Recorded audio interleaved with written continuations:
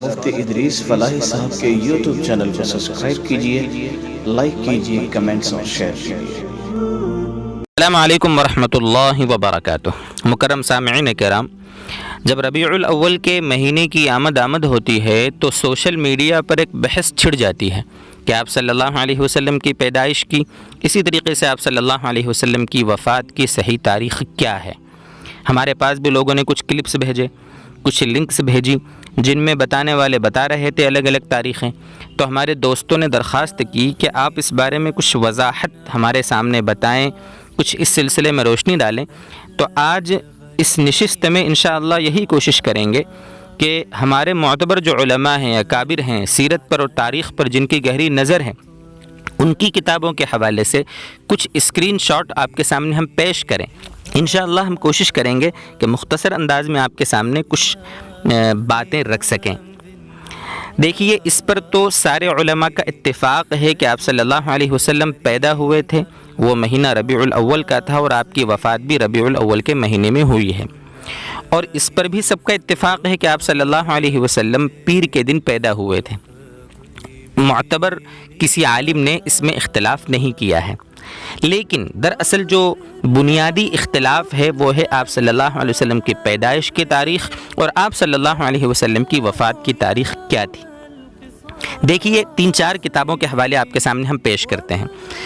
قاضی سلیمان منصور پوری، جن کی مشہور کتاب رحمۃ للعالمین اور ہمارے معتبر علماء میں سے ہیں، حضرت نے لکھا ہے، دیکھیں آپ سامنے، آپ کو ہم کتاب کا اسکرین شاٹ بھی دکھا رہے ہیں۔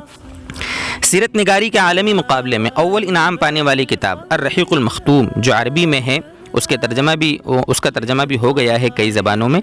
حضرت نے اس میں جو لکھا ہے وہ عربی کی عبارت آپ کے سامنے ہے۔ اس کا خلاصہ یہی ہے کہ رسول اللہ صلی اللہ علیہ وسلم مکے میں شعب بنی ہاشم کے اندر 9 ربیع الاول عام الفیل، دوشنبہ یعنی پیر کے دن صبح کے وقت پیدا ہوئے۔ برصغیر کے معروف و مشہور اور معتبر مورخین، مثلا علامہ شبلی نعمانی، ان کی کتاب کا حوالہ ہم آپ کے سامنے پیش کر رہے ہیں۔ دیکھیے، 9 ربیع الاول کو بتایا ہے۔ علامہ اکبر شاہ نجیب آبادی تاریخ اسلام کے نام سے معتبر تاریخ کی کتابوں میں شمار ہے، اس کتاب کا بھی انہوں نے بھی 9 ربیع الاول کو صحیح بتایا ہے۔ اسی طریقے سے سیرت المصطفیٰ، مولانا ادریس کاندھلوی رحمۃ اللہ علیہ کی سیرت کی 3 جلدوں میں معتبر کتاب ہے، پڑھنا چاہیے ہر شخص کو۔ مختصر انداز میں سیرت کو بالکل سمو دیا گیا ہے۔ حضرت نے اس میں لکھا ہے، جمہور محدثین اور مورخین کے نزدیک راجح اور مختار قول یہ ہے کہ حضور صلی اللہ علیہ وسلم 8 ربیع الاول کو پیدا ہوئے۔ حضرت عبداللہ بن عباس، حضرت جبیر بن مطعم رضی اللہ عنہم سے بھی یہی منقول ہے، اور اسی قول کو علامہ قطب الدین نے بھی اختیار فرمایا ہے۔ یہ تو ہوئی ولادت کے معاملے میں۔ آپ خود اندازہ کر لیں کہ ان معتبر علماء نے جب یہ بتایا ہے کہ 12 ربیع الاول ایک قول ہے، لیکن صحیح قول جو پیر کے دن ولادت کے معاملے میں ہو رہا ہے وہ وہی ہے 8 یا 9 تاریخ والا۔ یہ تو آپ کے سامنے ولادت کی تاریخ کے معاملے میں آپ کے سامنے گفتگو کی۔ وفات کے سلسلے میں بھی لوگوں میں مشہور ہے کہ آپ صلی اللہ علیہ وسلم 12 تاریخ کو وفات پائے تھے، بلکہ آج سے 50 سال 100 سال پہلے عوام میں، بوڑھوں میں یہ بات مشہور تھی کہ 12 وفات کہا کرتے تھے، لیکن تحقیق کے اعتبار سے دیکھا جاوے تو آپ صلی اللہ علیہ وسلم کی وفات بھی 12 تاریخ کو نہیں ہوئی ہے۔ اس سلسلے میں دیکھیے، آپ کے سامنے ہم بنیادی طور پر ایک بات رکھتے ہیں۔ آپ صلی اللہ علیہ وسلم نے سن 11 ہجری میں جو آپ نے حج فرمایا تھا، ہم جانتے ہیں کہ اس پر تقریباً گویا کہہ لو سب کا اتفاق ہے کہ اس حج میں عرفے کا دن جمعے کے دن تھا، یعنی 9 ذی الحجہ سن 11 ہجری وہ جمعے کا دن تھا۔ اس پر تو سب کا اتفاق ہے۔ اس کے بعد آپ صلی اللہ علیہ وسلم 3 ماہ بقید حیات رہے، یعنی 11 ہجری میں ذی الحجہ کے مہینے میں حج فرمانے کے بعد 3 مہینے تک آپ رہے۔ اس کے بعد 3 مہینے جو آتے ہیں، ایک تو وہی ذی الحجہ کا مہینہ، محرم، صفر، یہ 3 مہینے، ربیع الاول میں آپ کی وفات ہوئی۔ تو ان تینوں مہینوں کو یا تو آپ 30 دن کے مان لو، یا ان تینوں مہینوں کو آپ 29 دن کے مان لو، یا ان 3 مہینوں میں سے 2 کو آپ 30 کے مان لو، 1 کو 29 کا مان لو، یا 2 کو 29 کا مان لو اور 1 کو 30 کا مان لو۔ ان 4 صورتوں کے سوا کوئی 5ویں صورت تو بننا ہی نہیں ہے۔ کوئی مہینہ اسلامی 31 دن کا نہیں ہوتا اور نہ 28 دن کا ہوتا ہے، یہ بھی آپ جانتے ہیں۔ ان چاروں احتمالات کے بعد آپ کیلکولیٹ کر لو، آپ حساب لگا لو کاپی پر، کیلکولیٹر پر، آپ صلی اللہ علیہ وسلم کی وفات کی تاریخ 12 ربیع الاول کو آتی ہی نہیں ہے۔ 12 ربیع الاول کو، یعنی ان 3 مہینوں کا حساب آپ دنوں کے اعتبار سے جوڑ لیں تو 12 ربیع الاول کو آپ صلی اللہ علیہ وسلم کی وفات ہوتی ہی نہیں ہے، بلکہ محققین کے نزدیک آپ صلی اللہ علیہ وسلم کی تاریخ وفات 2 ربیع الاول ہے۔ بعض نے 7 ربیع الاول، بعض نے 8 ربیع الاول بھی بتائی ہے۔ 12 ربیع الاول تو کسی بھی اعتبار سے ثابت ہو ہی نہیں سکتا۔ ایک سوال یہ پیدا ہوتا ہے کہ پھر لوگوں میں یہ 12 ربیع الاول مشہور کیسے ہو گیا؟ اتنے سارے لوگ، اتنے بڑھاڑے یہ کام کیسے کرتے آئے ہیں 12 وفات کے نام پر؟ تو حافظ ابن حجر رحمۃ اللہ علیہ بہت بڑے محقق اور محدث ہیں، جن کی فتح الباری کے نام سے بخاری کی شرح بھی بہت مشہور ہے۔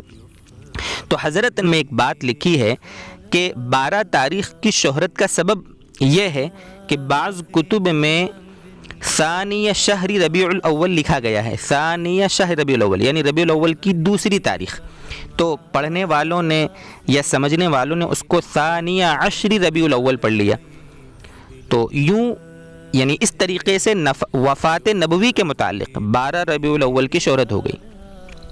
اور یہ جو 2 ربیع الاول کا قول ہے، علامہ سہیلی نے بھی روضۃ الانف میں، اسی طریقے سے علامہ ابن حجر نے فتح الباری میں اسی کو راجح قرار دیا ہے۔